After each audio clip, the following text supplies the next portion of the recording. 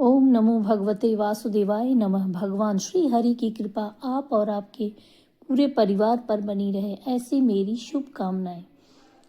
माघ मास का महात्म्य का 7वां अध्याय मुख्य रूप से चित्रगुप्त द्वारा दो भाइयों कुंडल और विकुंडल के कर्मों का विश्लेषण, नरक के प्रकारों और यमलोक के वर्णन पर केंद्रित है, जिसमें पाप पुण्य के अनुसार अलग अलग लोकों में जीवों के गमन की व्याख्या होती है।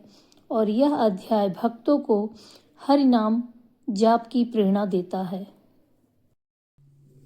दत्तात्रेय जी बोले, हे राजन, दूत के साथ स्वर्ग जाते हुए विकुंडल ने पूछा, हे धर्मराज, मेरा संशय दूर करने के लिए यह बताएं कि हम दोनों भाइयों को इस प्रकार अलग अलग फल क्यों मिला।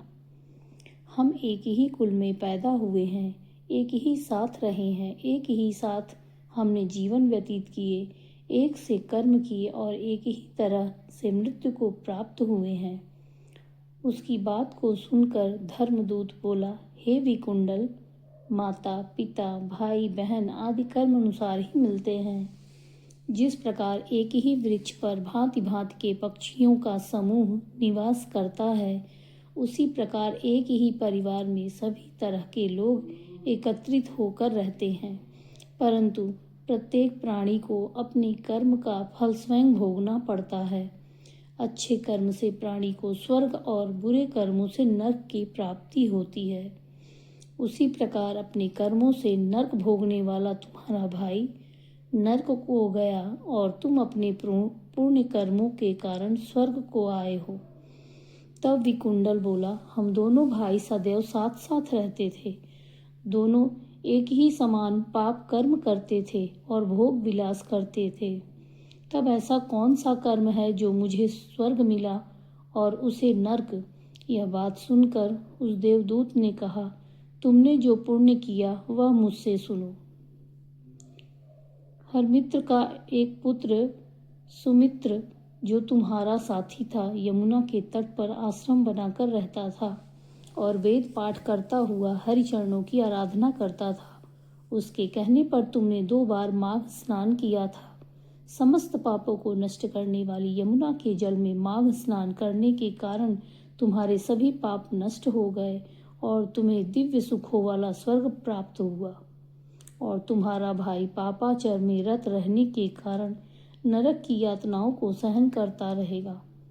दत्तात्रेय जी बोले, हे राजन, देवदूत के वचनों को सुनकर उस वैश्य पुत्र ने दुखी होकर उससे कहा, हे साधो, सत्पुरुष सदैव उपकार करते हैं। मैं आपको सर्वज्ञ जानकर प्रार्थना करता हूँ कि आप यह बताएं कि प्राणी किन कर्मों से सद्गति को और किन कर्मों से नरक को प्राप्त होता है। यमदूत ने कहा, हे धर्मश्रेष्ठ, तुम्हारे इस प्रश्न को सुनकर मुझे महान प्रसन्नता हुई। महर्षि, मेरे पास समय का अभाव है, तथापि मैं तुम्हारे इस सुंदर प्रश्न का उत्तर अवश्य दूंगा। जो मनुष्य मन वचन कर्म द्वारा कभी किसी प्राणी को कष्ट नहीं पहुंचाते, वे निश्चय ही स्वर्ग जाते हैं। हिंसा करने वाला वेद पाठ, दान, तप, यज्ञ किसी भी कर्म से सद्गति प्राप्त नहीं करता। अहिंसा समस्त धर्मों का मूल है। धर्माजन छोटे छोटे जीवों की भी रक्षा करते हैं, उनको नरक नहीं देखना पड़ता। जो मांसाहारी हैं, जीवों की हत्या करते हैं, उनको नरक में रक्त स्नान करना पड़ता है। जो मांस खाते हैं, कीड़े उनको कष्ट पहुंचाते हैं, वे नाना प्रकार की पशु योनियों का सेवन करते हैं। मनुष्य जीवन पाकर भी अपंग और दरिद्री उनके साथ हमेशा रहती है। इसलिए मनुष्य को चाहिए प्रत्येक जीव पर दया करे।